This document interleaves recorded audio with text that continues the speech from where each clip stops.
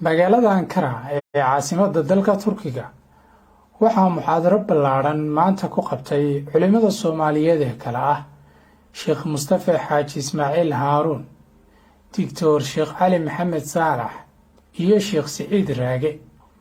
waxaana hoolka ay ka qabsoontay muxaadaradan soo buuxdhaafiyay dadweyne aad u tiro badan, iyadoo dad kale oo Soomaaliyeed oo doonayay inay ka faa'iidaystaan muxaadarada ay goobtu qaadi weyday. haatanna waxaan idinku soo dhaweynaynaa muxaadaradii uu jeediyey Sheekh Mustafa Xaaji Ismaaciil Haaruun, taasi oo ciwaankeedu ahaa noqo qof wax anfaca. kun naafica qofka muslimka ah inuu noqdo qof wax tara. waxa uu qofku qabanaya waxay ku xidhnaan doontaa mas-uuliyaddiisa iyo inta uu awoodo.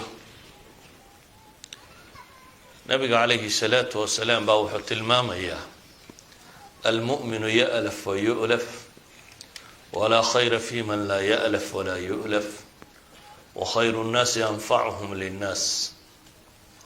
حديث كاسيو الشيخ الألباني حسن كنت المامي والنبي قولي عليه الصلاة والسلام قفك مؤمن كاهي ومد لقو سوهرته يعني دادكو أي قصة طلقلان أما ومد دادك صوت دوما سور دوية سنة اللي سور دوية دادك بربا هداد ركتا لغوي عدا شركيسة dadka badhna waa lagu soo hirtaa meeshuu joogo. qofka mu'minka ah nabigu wuxuu ku tilmaamay calayhi salaatu wasalaam inuu yahay qofkaasi lagu soo hirto. waxaanu sheegay qofka dadka sharkiisa iyo dhibtiisa dadku ay uga cararaan inaanu khayr lahayn. dabeetana nabigu wuxuu leeyahay calayhi salaatu wasalaam wa khayru nnaasi anfacuhum linnaas. dadka waxa u khayr badan ka u nafciga badan ka u waxtar badan. dadka waxa u khayr badan ka u waxtar badan. nabiga calayhi salaatu wasalaam baa mar kale isagoo jooga waxaa la keenay la sheegay nin dibqallooc qaniinay. markii dibqalloocu qaniinay ayaa nin yimo wuxuu yidhi ilaahay rasuulkiisii oo naga qoladayadu waxbaanu tufnaaye dadkan dibqallooca wax lagu tufaanu naqaanaa ku akrinaaye ma ku akhriyaa bal soo bandhig buu yidhi waxaanad akhridaan muxuu yahay. wixii buu sheegay. dabeetana wuxuu nabigu yidhi ba'si kuma jiro tanaad sheegtay ee man istataaca minkum an yanfaca akhaa falyafcal. ciddii awoodda walaalkii inuu wax taro ha yeela buu nabigu leeyahy calayhi salaatu wasalaam ha taro. xadiidka saddexaad aan tilmaamaynaa wuxuu yahay nabiga calayhi salaatu wasalaam nin baa u yimi oo wuxuu ku yidhi yaa rasuula allahi ayu nnaasi axabu ila allah wa ayu alacmaali axabu ila allah. dadka yaa alla u jecel yahay acmaashase maxaa ilaahay u jecel yahay. nabigu calayhi salaatu wasalaam xadiidkanu xasan ligayri uu sheekh alalbani ku sheegayo wuxuu nabigu yihi axabu nnaasi ila allahi anfacuhum linnaas. dadka ilaahay wuxuu ugu jecel yahay kuwa dadka ugu waxtar badan. acmaashana waxa loogu jecel yahay buu nabigu tilmaamay calayhi salaatu wasalaam sururun tadkhiluha calaa muslim. qof muslima aad farxad geliso ka farxisid. takshif canhu kurba dhib haysato aad ka faydid. aw taqdi canhu daynan ama dayn lagu leeyo aad ka bixisid. aw tatruda canhu juucan ama gaajo aad ka quudisid. wala an amshiya maca akhin fi xaajatin axabu ilaya min an actakifa fi hada almasjidi shahra. wuxuu nabigu yihi calayhi salaatu wasalaam inaan qof muslima si aan baahidiisa ula gudo raaco ayaan ka jecelahay masaajidkayga kan waa masjidu madiina inaan bil ku ictikaafo. waxaan ka doorbidayaa buu nabigu leeyahy calayhi salaatu wasalaam qof muslima baahidiisa inaan gudo. waman kadama gaydahu walow shaa an yumdiyahu amdaa malaa allahu qalbahu yowma alqiyaamati ridaa. qofka cadhadiisa qarsada isagoo awoodi kara inuu guto guto kaana ilaahay qalbigiisa maalinta qiyaame raalli ahaanshiyuu ka buuxiyaa qofka walaalkii raaca ee xaajadiisa ilaa intuu uga gudayo raaca isagana maalinta qiyaame ee aanay bini aadamku sugmi karaynin baa ilaahay subxaanahu wa tacaala gomadiisa sugaa saddexdan xadiis aan akhriyay alfaadooda aan idin sharxay waxay wadaagaanoo sheegayaan qofka muslimkii inuu qof waxtara noqdo waxay sheegayaan acmaasha alle u jecel yahay inay tahay dadka kuu ilaahay ugu jecel yahay inuu yahay dadka ka ugu nafci badan nafcigaynu ka waramaynaa ama nafci adduunye ha noqdo ama nafci aakhira ha noqdo bini aadamka waxa ugu nafci badan ambiyada iyo rususha waayo ilaahay baa wuxuu soo dhibay waxay aadanaha ku badbaadin lahaayeen adduun iyo aakhiraba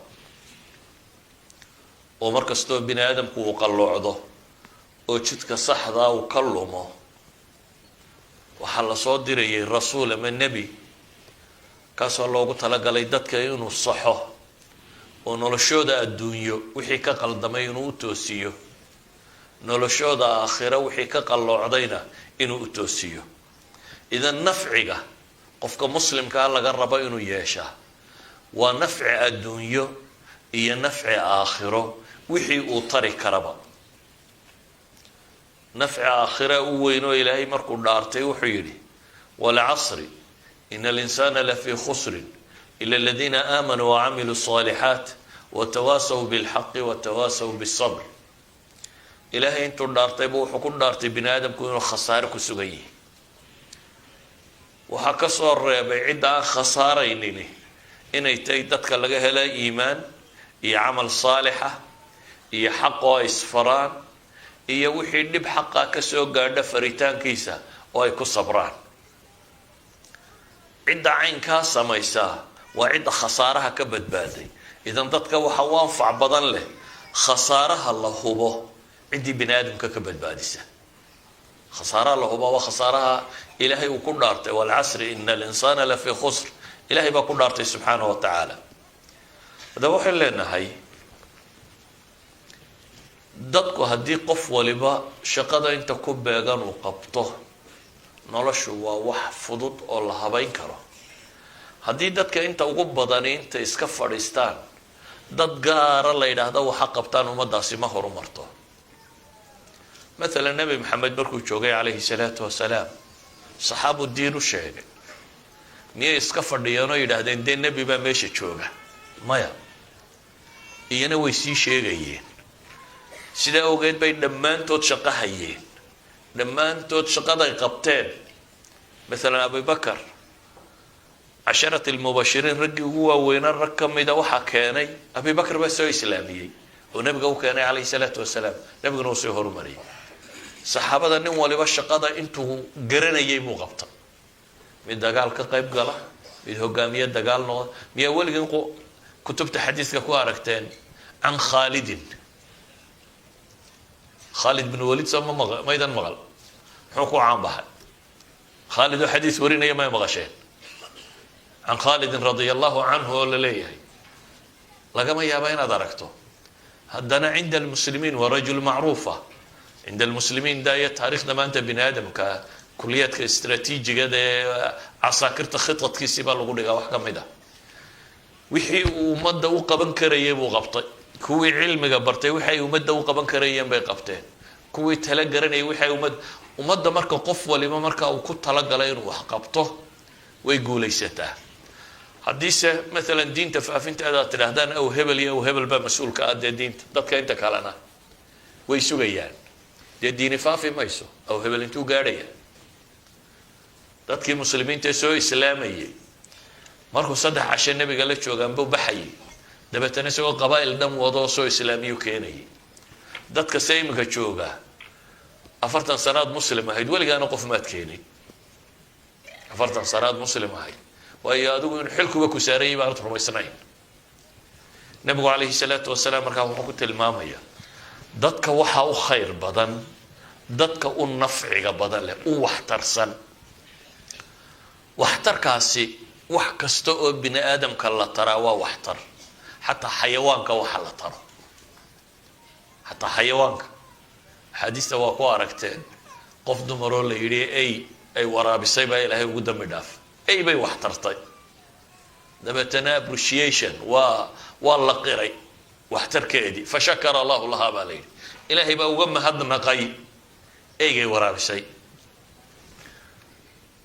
nebi yuusuf baan qisadiisa markaa dhowr shay ka tilmaamaya maadaama waqtigu koo kooban yihi nebi yuusuf iyadoo la dulmiyey oo dembi aanu gelin lagu qaaday iyadoo la og yahay inaanu dambaabin uma badaa lahum min bacd ilaahay wuxuu tilmaamayaa markay u caddaatay inaanu waxba samaynin bay xukumeen oo ay xabsiga dhigeen muu odhanin nimanka ay xidhay waa gaalo xabsigoodii baan ku jiraa nimankaa wax damboona maraya naga dhexeeya ma jiraan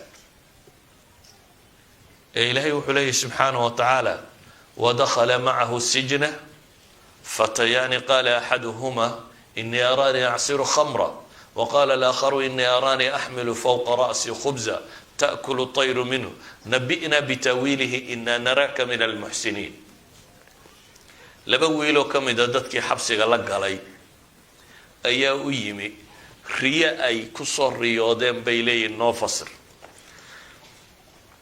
رياضة والله فصيرة وعلمي لبرته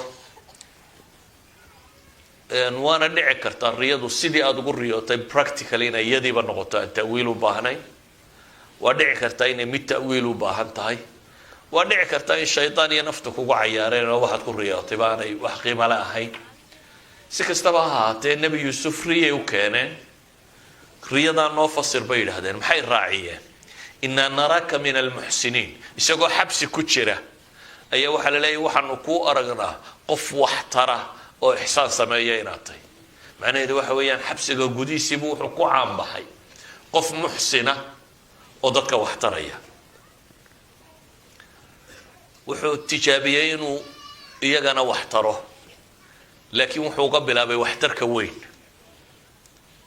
weyn buu uga bilaabo marka hore wuxuu sheegay ninkuu yahay inuu aabbayaal iyo awowyaal nebiyaa ku abtirsado dad tawxiidka rumaysan inuu yahay dad gaala inuu ka yimi dabeetana intaanu riyadii fasirin wuxuu u sheegay wixii ugu anfac badnaayee dadkani uu baahnaayeen yaa saaxibaya sijn aarbaabun mutafariquuna khayruna min illaahi lwaaxid warma rabbiyo tiro badan baa faa'iido badan khayr leh mise ilaah keliya in la caabudo maa tacbuduuna ilaa asmaa'an samaytumuuha antum waabaa'ukum wuxuu u sheegay markaasi gaalnimadu inay xun tahay ilaahay keligii inay rumeeyaan taasina inay tahay diinta quman kow waxtarkii markaa wuxuu uga bilaabay waxtar diineed oo aakhiradoodii adduunkooda badbaadinaya mar labaadna wixii ay ka dalbadeen buu u sharxay kii yidhi khamri baan walaaqayayna oo wuxuu ku yidhi waad bixi doontaa adigu khamrigaasaad walaaqi doontaa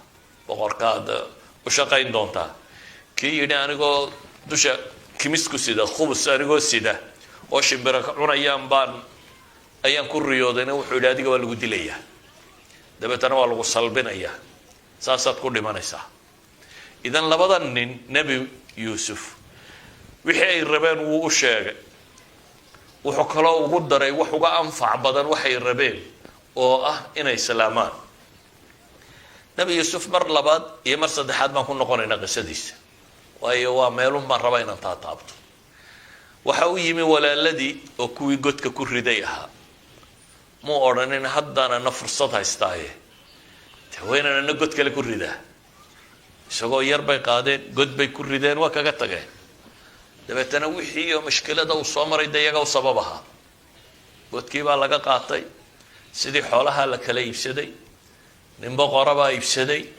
gurigii boqortooyadu ku noolaa islaantii guriga joogtay baa hunguraysay waa diiday kufsi oo istidhi waa cararay waa marada ka dildilaacisay albaabkaa lagula kulmay dabeetana isagiiba haddana la xidhan iyadoo laga markhaati kacay inaanu isagu waxba dhibin ayaa isagii la xidhay kuwii waxaasoo dhiba u sababoo baahan baa u yimi maxay leeyihin qaaluu yaa ayuha alcaziizu ina lahu aban shaykhan kabiira fakhud axadana makaana inaa naraaka min almuxsiniin. way u yimaadeen, raashin buu siiyey, haddana lacagtii ay siteenna wuu ugu daray, waa soo noqdeen. akhiiran markii uu walaalkood kala hadhay yaraa ayay waxay leeyihiin ninkaagan talada hayaa wiilkan yare aabbo da-a buu leeyahy ee midkaayo ku bedel, inaa naraaka min almuxsiniin. ereygan baan ujeedaa markaa ereygii labadii nin ee xabsiga la galay ay ku yidhaahdeen ayuu ku leeyihiin yuusuf walaaladii. waxay leeyihin inaa naraaka waxaanu ku aragnaa min almuxsiniin, kuwa samafala inaad ka mid tahay. dee waa ninkii ay godka ku rideen oo haddana weliba mar dambana waa ku been abuurteen. oo markuu wiilka ka reebay waxay dhahdeen in yasriq faqad saraqa akhun lahu min qabl. isagoo madaxweynaha boqor oo meesha taagan bay waxay leeyihin in yasriq hadduu yarkani waxaday mid ka horreeyo ay walaalo alla ahaa baa jiro tuuga, waa isagan hortaagan. ayay leeyihin mid hore tuuga baa jiray. waxaasoo dhan umuu qabanin ee waxbuu tarayay. saa ogeed baa walaaladii dhibta u geystay waxay leeyihin inaa naraaka min almuxsiniin.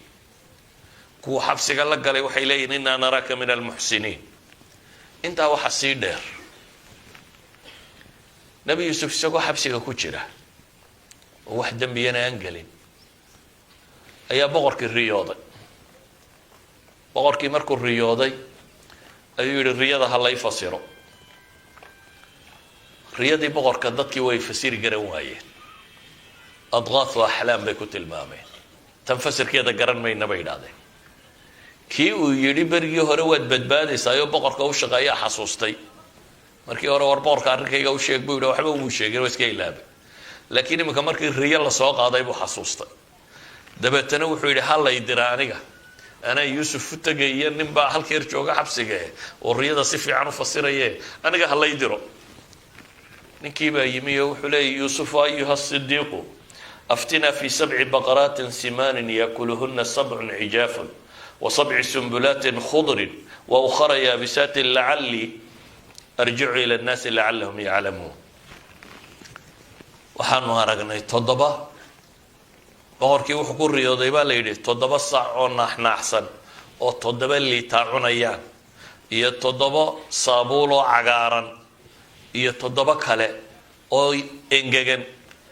riyadaa fasir buu yidhi, waxaa laga yaabaa dadkii inaan ku noqdo oo ay wax gartaane. haddii lagu xidho oo dowlad gaaleed ku xidho oo lagu yidhaahdo ra-iisul wasaare ama madaxweynihii baa riyooday oo riyadii la rabaa in la fasiro, oo aad weliba ogtahay riyadan inay ka warramayso dhaqaalaha waddankan iyo sida la yeelayo, maxaad yeeli lahay? aduna waa gaale ha maratay naga dah.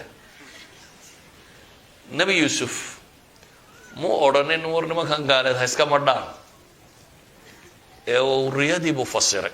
muu odhanin horta xabsiga iga sii daaya haddaan rabtaan inaan wax idin taro. muu gorgortamin xabsiga haddaan ka baxo un baan wax idiin samaynaya, ma ku odhanin. wuxuu taagan yahay anfacu nnaas inuu noqdo, khayru nnaasi anfacuhum linnaas.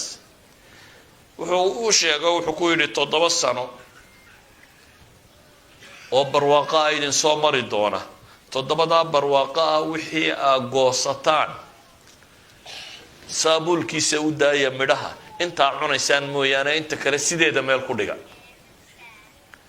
waxa ku xigi doona buu leeyahay 7 sannadood oo kaloo abaar ah, oo 7daa sannadood ee abaartaa waxaa cuntaan 7daa hore wixii aa beerayseen baa la cunayaa.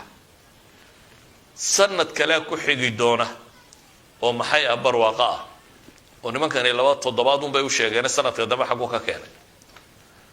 dee haddii 7 barwaaqo tahay oo 7da ku xigaa abaar tahay, ka ku xigaa waa inuu noqdaa barwaaqo. haddii kale wuxuu odhan lahaa 8 abaara hadday idin soo maraysa. maadaama uu yidhi 7 abaara, waxaa macruufa sanadka ku xigaa markaa inuu khilaafa hada 7 uu yahay. nebi yuusuf wuxuu u sheegay 15 sannadood dhaqaalaha waddanka sidii loo maamuli lahaa. 15 sannadood ee mustaqbalka ee soo socda iyo dhaqaalaha waddanka kan masar la yidhaahdo sidii loo maamuli lahaa buu u sharxay. waxaan u sheegay dhibaatooyinkaa soo socda waxaa lagaga baxayaa inay tahay 7daa sannadood ee hore kaydka ugu badan in la dhigto in yar oo la cuno mooyaane. 7da abaartee dambana kaydkii la dhigtay in lagaga baxo dabeetana sanad baa ku xigi doona. waxay tilmaamaysaa qofka muslimka inuu yahay qof naafica aynamaa xal wartaxal, meel kasta uu dego ama se uu tago qofka mu'minka inuu yahay qof waxtara. abi bakar ayaa mushrikiintii markii ay dhibeen muslimiinta ayuu is yidhi iska hijrood ard alxabasha iyo meeluunu kaco ka bax makuu ka baxay. barki lkhamaad meel la yidhaahdo markuu marayay ayaa waxaa la kulmay nin la yidhaahdo ibnu daghina. ibnu daghina qabiil qaara la yidhaahdo buu oday caaqil suldaan uu u yihi, waa qabiil gaaleed. dabeetana abi bakar buu wuxuu ku yidhi ayna turiid ya abi bakar, xagaad ku socotaa? abi bakar baa wuxuu yihi akhrajanii qawmi min hadihi اlbalda faana uriidu an asixa fi lardi faacbuda rabbi. tolkay baa isoo saaray oo maka iga soo saaray, waxaan rabaa an asixa fi lard. siyaaxada waxaa la yidhaahdaa culammadii hore waxay ku tilmaamaan inay tahay qof intuu iska baxay inuu ilaahay unu cibaadaysto meel gaaraba aan ku soconin, iska dhaqaaqun oo meeshaad aragtaba ilahay un ku caabudo meeshaas kaga tag. abubakar wuxuu leeyahy maka waan iskaga imi, waxaanan rabaa inaan iska socdo uun ilaahay dhulkiisa maro oo aan ilaahay caabudo, waayo tolkay baa isoo saaray. u fiirso, ibnu daghina waa nin gaaleed oo oday qabiil gaaleed ka taliya ah. wuxuu ku yidhi ina miluk laa yakhruj walaa yukhraj.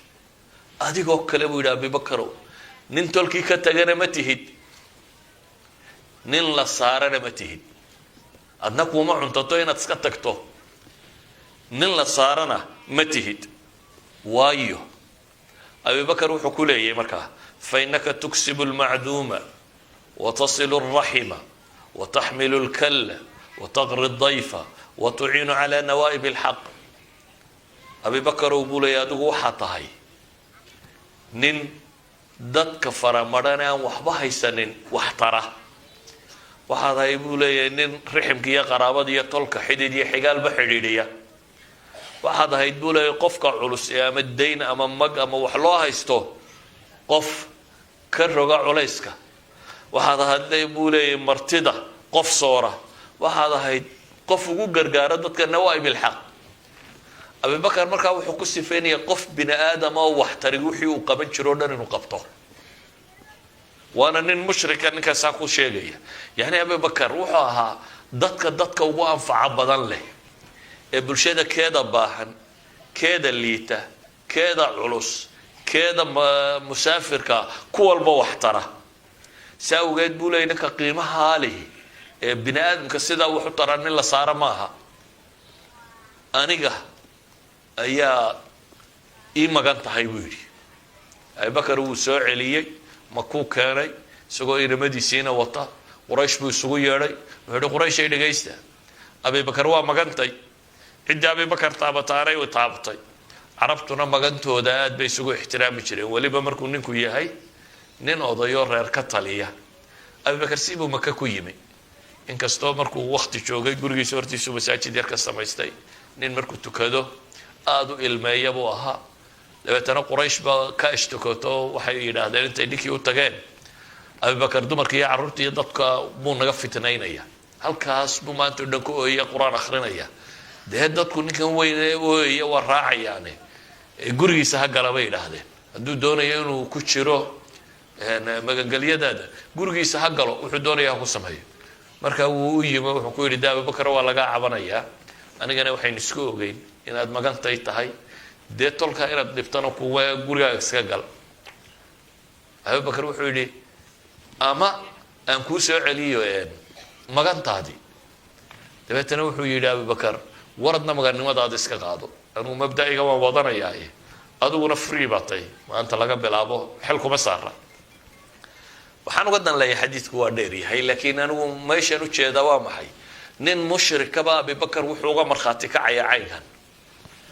xataa nabiyullaahi moxamed calayhi salaatu wasalaam intaan mucjizaadkan badani ka muuqanin, dadkii ugu horreeye islaama maxay ku rumeeyeen? maalan dadkii ugu horreeye islaama waxaynu odhan karna khadiija ka mid ahayd.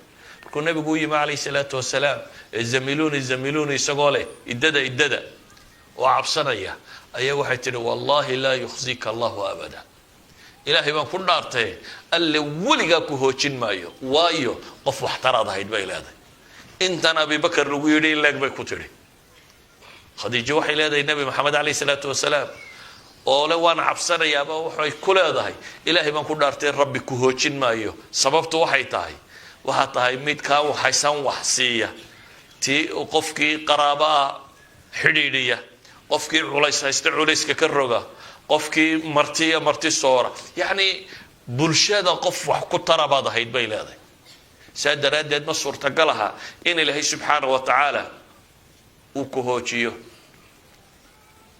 taasi waxay sheegaysaa muslimiintii hore noocay ahaayeen ambiyadii nabiyullaahi moxamed noocuu ahaa abibakar wuxuu ahaa maxaa dadku ku rumeeyeen maxay dadku u raaceen maxaa looga dambeeyey dad waxtara bay ahaayeen bulshada dhexdeeda dad waxtar ku ah waxtarku mid aakhira ha noqdo ood qofka naarta ka badbaadiso dee waa waxtarka ugu weyn nabiga calayhi salaatu wasalaam dadkii u shaqeeyey waxaa ka mid ahaa wiil yar oo yahuudiya wuxuu ka mid ahaa shaqaalihii nabiga calayhi salaatu wasalaam dabeetana wuu xanuunsaday waxaa loo soo sheegay nabiga wiilkii inuu buko oo guriga aabihii jiifo dabeetana nabigu calayhi salaatu wasalaam wuu soo baxay wiilkiibuu soo booqday dabeetana wiilkiibuu la hadlay intuu madaxiisa fadhiistay buu wuxuu ku yidhi waryaa wiilow aslim war iska islaam wiilkii baa aabihii eegay markaa aabihii baa wuxuu ku yidhi markaa atic abalqaasim sala allahu calayhi wasalam yeel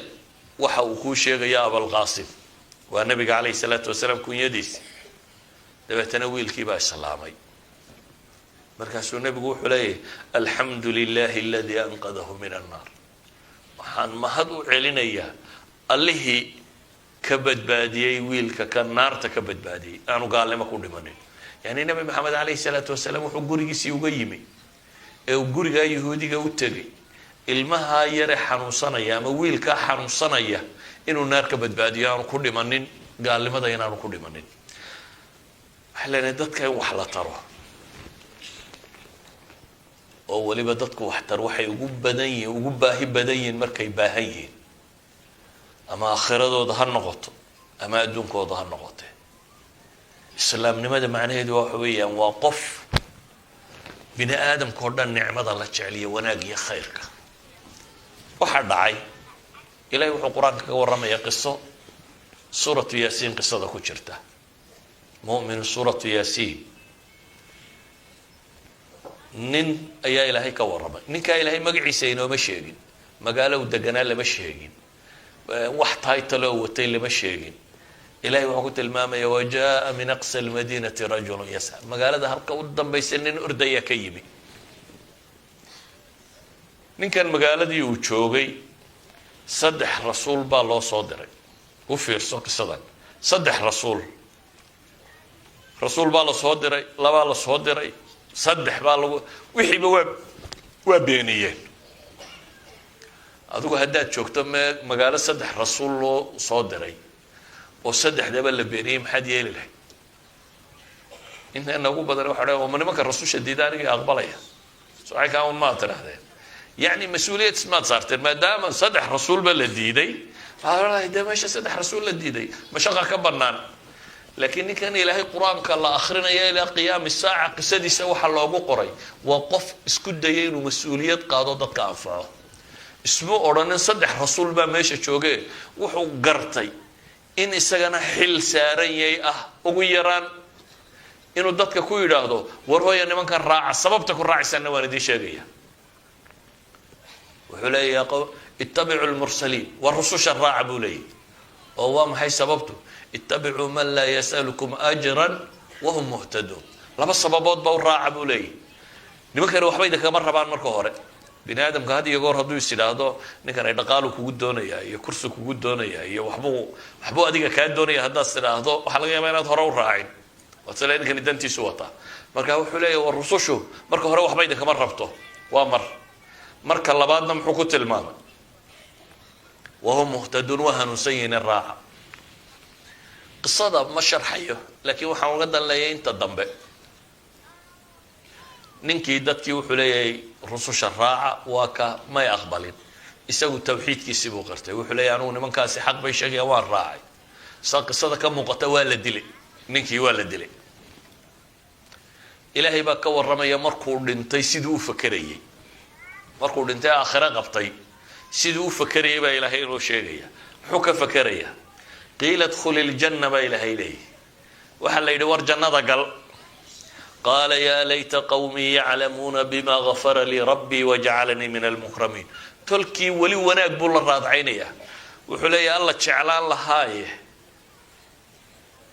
inay tolkay ogaadaan waxa nimca ilaahay siiyey saa dembigu igu dhaafay iyana ha islaamaane yani caqligu bini aadamku inta badan aarsa unbuu ka fekeraa waa kuwii waxaa kuu sameeyay adiguna aakhira u dir ninkan iyagoo la dilay oo gardarre lagu dilay oo 3 rasuul ay beeniyeen oo wuxuu ugu yeedhay ay xaq ahayd oo gardarre lagu dilay haddana ayuu haddana wuxuu ka fakarayaa war nimankii yaa wanaagaan helay u sheegay iyaguna ha raacaane marka waxay tilmaamaysaa qofka mu'minkii inuu yahay dadka qof khayrka la jecel dadka qof raba inay wanaaga qaataan khayrka la jecel haddaba qof kastoo muslima xilka saarani wuxuu yahay inaad noqoto qof bini aadamka khayrka u horseeda hadduu yahay mid adduunyo iyo hadduu yahay mid aakhiraba dunida dadku wuxuu ku islaaxi lahaa say nabad u heli lahaayeen kuwada ducafada saa loogu gargaari lahaa kuwada jaahilkaasaa wax loo bari lahaa kuwada aqoon-yahankaasaa loo tilmaami lahaa ummaddu markuu qof waliba xilka isa saaro oo contribute gareeyo wanaaga ayay ummad jirta noqotaa ummadda marka qof waliba uu iska dhiga cadam ilmas-uuliya inaan isaga waxba saarayn qolo kalena laga sugay inay wax hagaajiyaan way jabtaa waana soomaalidu say hadda u badantay dad maqanoo inaan garanayn meel ay ku maqan yihiin baynu sugaynaa waddankeennii iyo dalkeennii iyo dadkeenniiba inay hagaajiyaan innaguna waxaynu rumaysanay qof waliba inaan isaga mas-uuliyadi saarayn ilaahina wuxuu inoo tilmaamaya qur-aanka ninkaa 3 rasuul iyadoo la diiday rumaysanin mas-uuliyad saarantee xil isa saaray weliba meesha lagu diiday aan joogin ee ka yimi min aqsa almadiina magaalada halka ugu dambaysa sifadu ku yimi haddana ahayd qof mas-uuliyaddaa xambaarsan oo degdegaya ilaahay wax calaamadana uma yahay rajul wala tankiiriye rajulun baa lagu tilmaamay oo yasca nin ordaya unbuu ahaa waxaynu u baahanay markaa ayuha alaxiba dad wax tara inaynu noqono nabiguna calayhi salaatu wasalaam wuxuu tilmaamayaa daa inaad wax practical oo ummadda u qabatee haddaad tilmaamto uun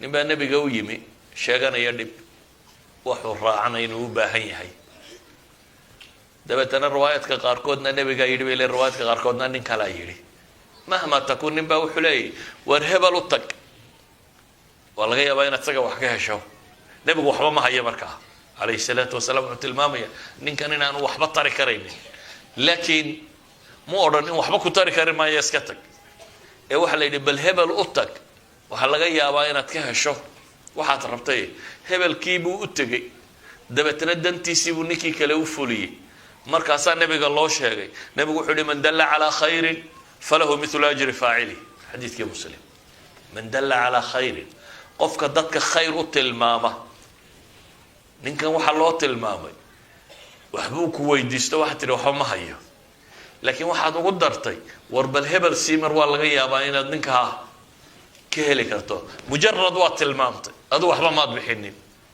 tilmaamtaasi haddii ay guul keento nebigu wuxuu leeyahy man dalla calaa khayrin wanaag ciddii dadka u tilmaamta falahu mithlu ajri faacili kii sameeyey baa lamid oo kii sameeyeyna ajarkiisii uu leeyahay adiguna ajar u dhigma kaa sameeyey ajarkiisii baad leedahay idan ama nafci adduun ha noqdo ama nafci aakhira ha noqdo qofka mu'minkii waa inuu naafic noqdaa waa inaad marka hore ka fakeraysaa dadka sidaad wax u tari lahayd cali ibn abi aalib ayuu nebigu ciidan u dhiibay dagaal baa la galay khaybar meesha la yidhaahdo labadii maalmood hore waa la furan kari waayey wuu adkaaday dagaalkii maalin saddexaadii ayuu nabigu sheegay calayhi salaatu wasalaam nin ilaahay jeceliya ilaahayna jecel inuu raayada loo dhiibi doono. cali oo xanuunsan ayaa loo yeedhay, nabigaa u duceeyo ku tufay, waa bogsaday. cali baa la yidhi ciidanka hogaami, dagaal buu gelaya. haddaad janan dagaal gelisa maxaad kula dardaarmi lahayd? nimanku iya kaa baxsanin soo maaha, si fiican dagaalka u gal. maya nebigu wuxuu kula dardaarmo, fawallaahi lan yahdiya allahu bika rajula waaxida khayrun laka min an yakuna laka xumru nacam. wuxuu nebigu kula dardaarmo, ilaahay baan ku dhaartee mid qurho ka mida gaalada in ilaahay kuu soo hanuuniyo ayaa kaaga khayr badan gelakiisa cascas. yacni inaa waddanka furataan oo haniimo iyo xoolo badan heshaan oo aad tidhahdaan gaaladiina waa laynay, xoolana waa ka soo helnay, waxa ka faa'iido badan buu nebigu leeyahy mid ka mida inuu diinta qaato. marka asalka qofka mu'minka xataa hadduu goob dagaal joogo dadka laa maaha hadafkiisu. hadafkiisu dadka xoolo ka hel maaha, hadafkiisu waa dad intani inay faafto. hadafkiisu waa inuu dadka naar ka badbaadiyo. qof gubanaya hadduu kaa soo horbaxo maxaad samayn lahay? qof dab ku dhego ololaya hadduu kaa soo horbaxo wax kale kamaad fakarteene koow waxaad ka fakari lahayd maxay? inaad baktiiso. mays odhan lahayd waa horta kolley waa kaa gubanaya uu sii socdaayo jeebabka baadha bale wax kusii jiraan, ka gaadhsii saacadda iyo wax ka fur. yani mentalitiga qofka muslimkii dhaqaalaha maaha, dadkan inaad xoola ka hesha maaha. mentalitiga qofka muslimkii maaha dadku inay dhintaan. mentalitiga qofka muslimka waxa weeyaan dadku inay diinta gaadho, inay dadku badbaadaan, adduunkoodana badbaadaan, aakhiradoodana badbaadaan. sidaa awgeed buu nebigu wuxuu leeyahay qof quro kuu hanuuna kaaga khayr badan inaad geel cascas hesho. waan leenahay markaa nebigu calayhi salaatu wasalaam mar hadduu ku tilmaamay axabu nnaasi ila allahi anfacuhum linnaas ama khayru nnaasi anfacuhum linnaas, dadka waxa alle ugu jecelya ka dadka ugu waxtar badan, ama uu tilmaamay dadka waxa ugu khayr badan ka dadka maxay ugu nafciga badan leh.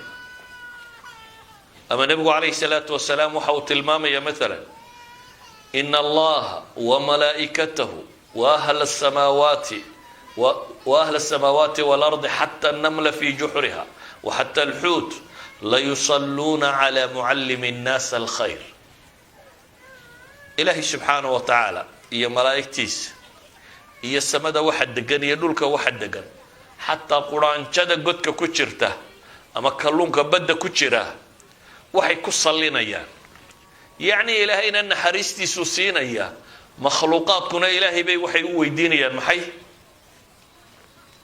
ilahay inuu dembigooda dhaafo u naxariisto. calaa mucallimi nnaasi alkhayr, qofka dadka khayrka bara. ayuha alaxiba, salaadii baa laadimay baan filayaa. soo koobaynaa, waxaynu ku koobaynaa nolosha waa inaad contribution ku yeelataa. nolosha waa inaad qof waxtara noqotaa. nolosha maaha inaad qof dheeraada noqoto oo wuxuu cuno iyo wuxuu xoogsado tiisa ka fakeraya inaad noqoto maaha. qofka muslimkaa dhaqanka lagu yaqaanaa markaa waa maxay? waa qof waxtara oo waxtarkiisu sida ambiyada ilaahay uu ka waramayo ilaa iyo gaalada ay gaadhayaan. inaga muslimkii baabaynu anfici lahayn, maxaynu gaal anfacnaa? muslim oo dhan ka kaalaye intii kula dhulka ahayd ama kula dadka ahayd ama kula jaarka ahayd ama kula deganayd ayaanan ficaynu gaadhaynin. ilaahay waxaan ka baryayaa subxaanahu wa tacaala inuu diinteenna ina fahamsiiyo, inaga yeelo kuwii qumanaada, dadkana qumanaanta ugu yeedha, kuwa waxtara sida nebigu sheegaya calayhi salaatu wasalaam in rabbi inaga yeelo. وصلى الله على محمد وعلى آله وصحبه وسلم والحمد لله رب العالمين.